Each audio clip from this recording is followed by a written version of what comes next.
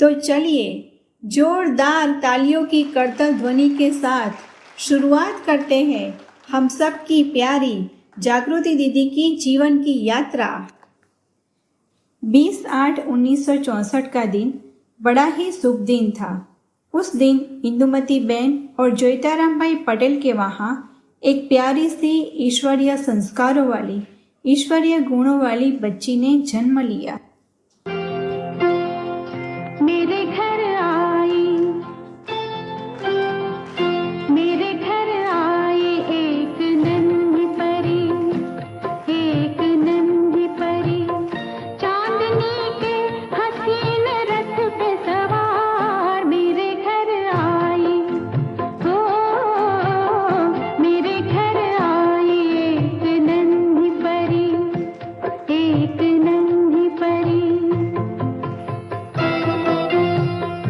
उनका नाम रखा गया सदा जागती ज्योत समान जागृति। उनके पिताजी जागृति दीदी के जन्म के बाद ज्ञान में चल रहे थे। उनके नक्शे कदम पर सारे परिवार वाले भी ज्ञान में चलने लगे। बचपन से ही जागृति दीदी अपनी माता के साथ सेवा केंद्र पर जा रहे थे।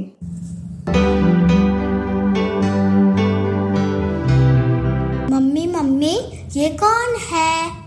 बेटा, ये ब्रह्मा बाबा है। इनके तन में परमात्मा आते हैं। इनको याद करने से शांति मिलती है और शक्ति मिलती है। ऐसे बचपन से ही ज्ञान को धारण किया। जागृति दीदी की बड़ी बहन ईला दीदी ने भी ब्रह्मा कुमारी के ज्ञान को जीवन में धारण करके अपना जीवन ईश्वरीय सेवा अर्थ समर्पित किया। जागृति दीदी का भी सेवा केंद्र पर आना जाना प्रारंभ हो गया। धीरे धीरे समय बीतता गया। पढ़ाई पूरी होने के बाद अहमदाबाद से दांडी साइकिल यात्रा निकली थी, जिसमें जागृति दीदी ने भी भाग लिया था और गांव-गांव जाकर ईश्वरीय सेवाएं की थी। और फिर अंततः वो घड़ी आ गई जब दीदी जी कुमारियों की भट्ठी में मधुबन पहुंच गए। उस समय मुरली क्लास के पहले सबको कुछ न कुछ अपने विचार व्यक्त करने होते थे। वहाँ प्रकाशमणि दादी भी थे। प्रकाशमणि दादी के सामने हमारी जागृति दीदी ने भी अपने विचारों को व्यक्त किया। देखिए उसकी एक झलक।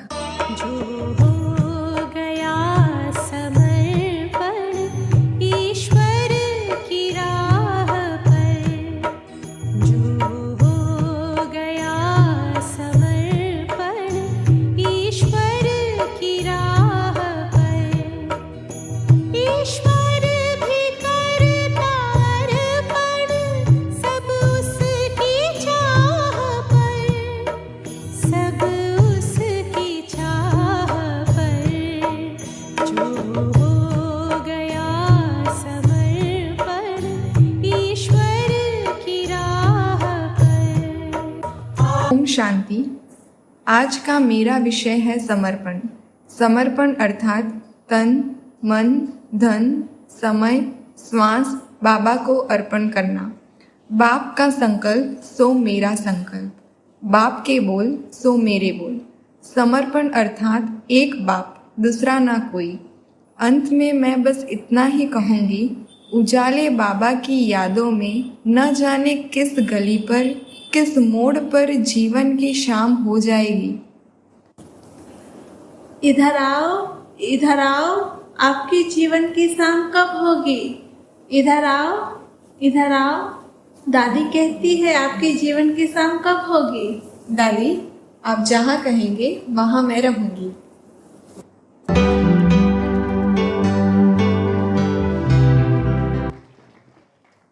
अव्यक्त बाप दादा से मिलन मनाते बाप दादा ने जागृति दीदी को वरदान दिया था, आप निमित्त होकर रहना और दूसरों को भी निमित्त बनाना। दीदी को बाबा के प्रति निश्चय बुद्धि थी। ऐसे चलते चलते आखिर वह शुभ दिन आ ही गया, वह शुभ अवसर आ ही गया, वो समय आ गया जब हमारी प्यारी जागृति दीदी समर्पित हुए। जी हाँ मेरे प्यारे आत्मिक भाई बहनों, उन्होंने 5 नवंबर 1987 के दिन बाबा की सेवा में अपना जीवन समर्पित किया। उन्होंने तन मन धन समय श्वास संकल्प से बावड़ा, गांधीनगर, सिद्धपुर, जसोदानगर और फिर राजयोग भवन में निस्वार्थ सेवाएं की। दीदी राजयोग भवन में उषा दीदी के पास रहते थे।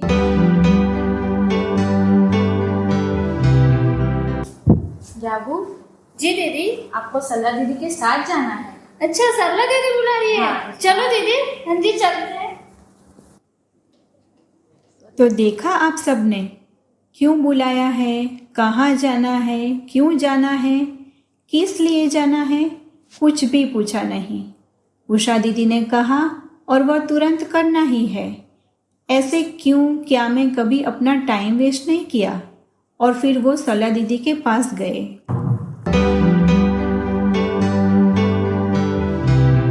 जागू, जी दीदी। तुझे अभी यहाँ ईसनपुर में रहना है। हाँ जी दीदी। और है ना, उषा दीदी हफ्ते में 2 दिन आती रहेगी। ठीक है दीदी। ठीक है ना? हाँ जी अच्छा दीदी। अच्छा, चलो। ऐसे हांजी का पाठ पक्का था। कहा और फिर उस पर चलना शुरू किया और ईसनपुर सेंटर को संभालने लगे। उस वक्त जागृति दीदी को इतना कोई अनुभव नहीं था, लेकिन बाबा पर निश्चय था। तो बाबा ने भोजन बनाना, बर्तन मांजना, भाषण करना सबको सिखा दिया। दीदी ईसनपुर सेंटर पर रहे और पहले पहले गीता पाठशाला वटवा में खोली। उस समय कोई साधन नहीं थे, तो जहाँ भी जाना हो चलकर जाना पड़ता था। ऐसे साधनों को नहीं देखा, साधना के पथ पर चलकर सेवाएं शुरू की। फिर वटवा में 1998 में सेंटर खोला।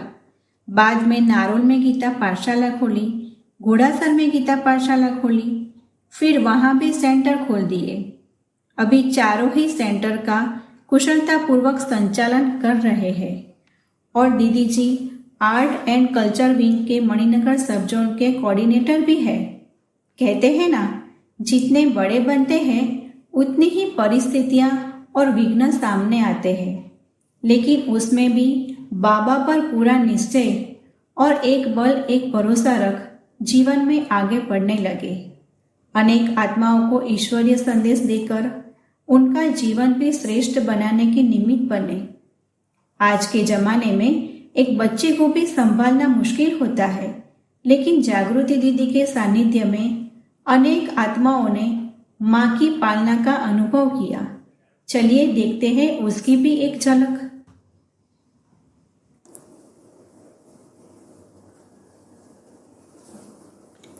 शांति दीदी। ओम शांति। गीता बहन बैठो। क्या हुआ गीता बहन, आपकी तबीयत ठीक नहीं है क्या? आपको तो बहुत बुखार हो रहा है गीता बहन। क्या हुआ? मत रो, बाबा है ना, बाबा साथ में है। क्या हुआ? चलो मैं आपको दवाखाना लेकर चलती हूँ। मुकेश भाई की दवाखाना चलते हैं। नहीं, चलो। नहीं, घर में से चिंता करेंगे। अच्छा, आप अभी रो मत, बाबा है ना साथ में, बाबा है। लेकिन चलो पहले हम दवाखाना चलते हैं। घर में चिंता करेंगे। मैं फोन कर दूंगी आपके घर में, उनको मैं बता दूंगी। चलो अभी आप पहले मेरे साथ चलो दवाखाना। चलो मैं चलती हूँ। चलो। वरदानी हाथ तेरा सदा सर पे अपने पाया, ममता भरी नजर से निर्मल हमें बनाया, गुणों से तूने सजाया, गुणों से तूने सजाया, उसको बताए किस तरह। दीदी की पालना से साकार ब्रह्मा बाबा, मम्मा और दादियों की भासना आ रही है। ऐसे दीदी का जीवन एकदम सादगी भरा है। इनके जीवन में लौकिक और अलौकिक में कोई लगाव झुकाव नहीं है। सबके साथ सेवा करते और कराते न्यारे और प्यारे रहते हैं। इनके जीवन में सदा सत्यता और नम्रता का गुण दिखाई देता है। तो आज के दिन हमारी जागृति दीदी को बहुत बहुत शुभकामनाएं और शुभ भावनाएं रखते हुए साथ साथ इनका जीवन हमेशा एवर हेल्दी वेल्दी और हैप्पी रहे, इनका जीवन सदा सदा सुखमय रहे। बस अब मैं अंत में इतना ही कहना चाहूँगी कि सबसे अलग है जागू दीदी हमारी, सबसे प्यारी है दीदी हमारी। कौन कहता है खुशियाँ ही सब होती है जहाँ में, हमारे लिए तो खुशियों से भी अनमोल है जागू दीदी हमारी, जागू दीदी हमारी। ओम शांति। बहुत बहुत सुंदर लघु नाटिका के रूप में पूरा ही जीवन झरमर जागृति बहन का दर्शन हम सभी को करवाया। आपका बहुत बहुत धन्यवाद, बहुत बहुत धन्यवाद। कैसे बाबा आत्माओं से सेवा करवाते हैं, कहाँ दीदी की नज़र इनके ऊपर पड़ी, काम करते करते झाड़ू और कपड़ा करते करते उनको उठाया और दीदी ईसनपुर सेवा केंद्र छोटा सा था, वहाँ उनको छोड़ करके आए। न अनुभव न कुछ भी, लेकिन ऐसे स्थान पर रह करके आपने पूरे उस विस्तार को बाबा के संदेश और अन्य आत्माओं को दुख अशांति से मुक्त कर दिया। ये सम्मान है आपके त्याग का, ये सम्मान है आपके पवित्रता का, ये सम्मान है आपकी सादगी का जागृति बहन, जो आपने अपना जीवन बाबा की सेवाओं में समर्पित किया। तो अब इसी सम्मान की विधि को आगे बढ़ाते हुए हम सभी माना मंच पर उपस्थित सम्मानीय मंच से निवेदन कि कैंडल लाइटिंग करें और आज के इस प्रोग्राम की शुभ शुरुआत आरंभ करें।